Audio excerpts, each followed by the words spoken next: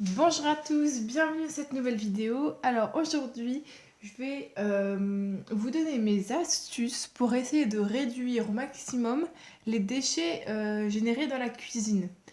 Alors, donc parce que en fait, les déchets c'est vraiment quelque chose qui est très mauvais pour la planète parce que le plastique il met des années à se décomposer et il est très mal recyclé aujourd'hui.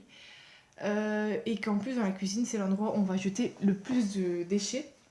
Donc aujourd'hui je vais te donner mes petites astuces. Donc la première astuce, vraiment la règle de base pour réussir à réduire ces déchets, c'est de cuisiner au maximum avec des aliments bruts.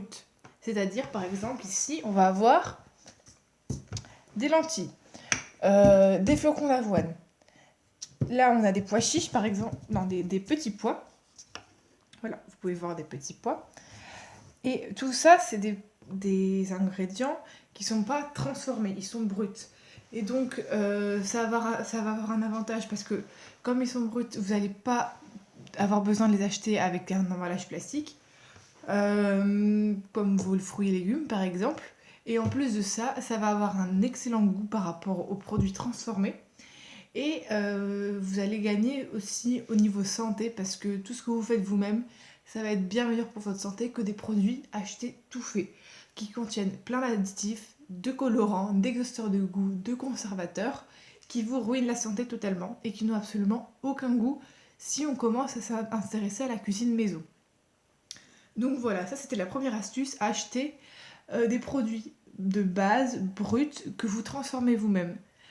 Par exemple, ici on a l'exemple du yaourt. Voilà, là on a un petit yaourt de soja que j'ai fait moi-même.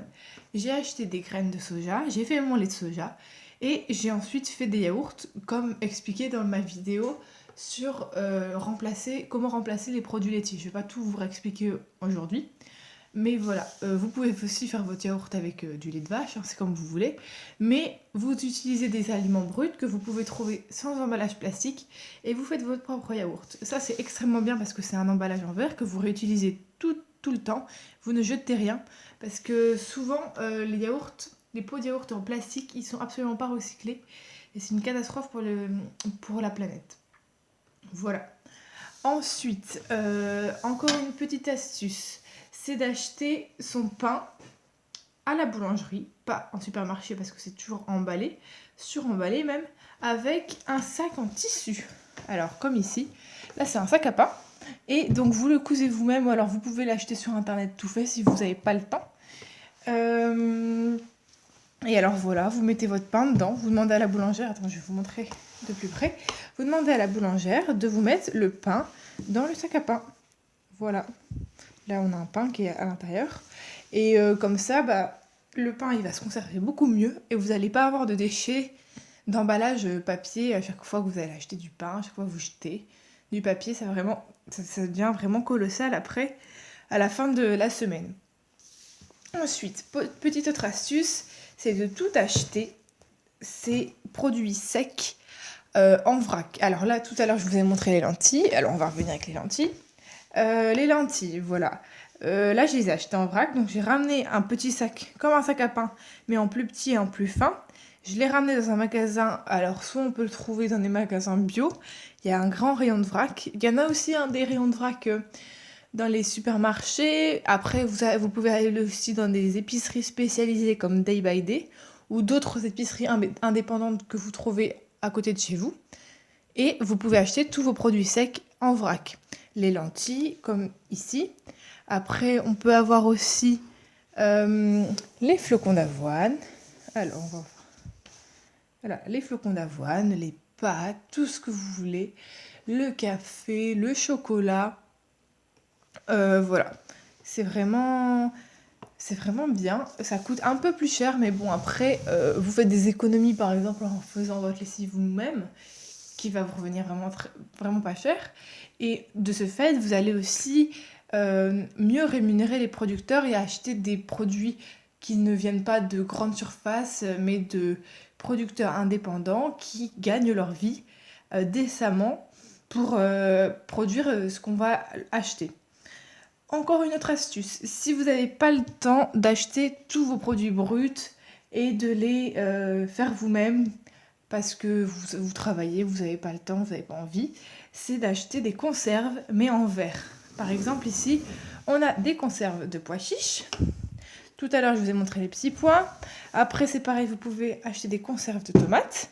Voilà, ça c'est vraiment bien parce que le verre, c'est un matériau sain et donc il ne va pas avoir de transfert de matière entre le verre et l'aliment et ça va vraiment avoir aucun impact sur votre santé en plus du fait que le verre est 100% recyclable à l'infini. Voilà, donc vous évitez au maximum, si possible, les conserves en aluminium qu'on connaît tous, parce qu'elles contiennent du bisphénol A, un perturbateur endocrinien, qui peut changer les hormones et rendre stérile à terme. Donc voilà, si on en consomme beaucoup. Donc voilà, ça c'est une petite astuce. Voilà, si vous n'avez pas le temps, vous achetez des conserves de petits pois par exemple. Bon, le mieux c'est d'acheter des choses fraîches, mais voilà, si vous n'avez pas le temps, vous achetez des conserves en verre et l'affaire est réglée. Vous n'avez pas à produire de déchets dans ce cas. Encore une petite astuce pour réduire ces déchets dans la cuisine, c'est d'utiliser des tupperwares. Alors, des tupperwares, c'est bien si on a des restes et qu'on veut les conserver au frigo, mais c'est aussi bien si jamais vous mangez de la viande ou du fromage, vous pouvez ramener votre tupperware chez le boucher ou chez le fromager, ça marche aussi. Si vous l'achetez à la coupe à Auchan, par exemple, dans les supermarchés, et vous demandez de mettre, voilà, je veux du fromage dans ce plat s'il vous plaît. Et normalement, on va vous accepter, même si on vous refuse, demandez à voir le supérieur, et le supérieur, il va vous dire, oui, c'est vrai, vous avez le droit. Voilà, vous mettez votre fromage, votre viande dedans, vous ramenez le couvercle, bien évidemment. Et comme ça, vous ne faites pas de déchets, parce que c'est vrai que quand on va à la coupe et qu'on achète son fromage, c'est suremballé dans un petit papier, qu'on va encore emballer dans du plastique, etc. C'est vraiment lamentable. Donc voilà, avec votre petit tupperware, bah c'est nickel. Après, il faut penser à le ramener. Après, une autre petite astuce encore, c'est pour éviter les déchets dans la cuisine, c'est par rapport aux gâteaux industriels.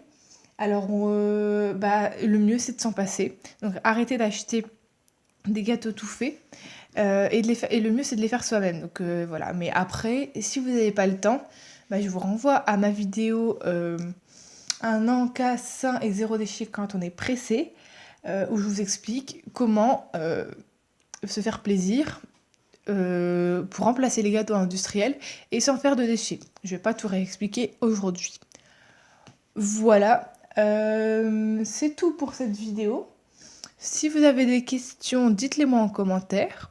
Et sinon, moi je vous dis à la prochaine.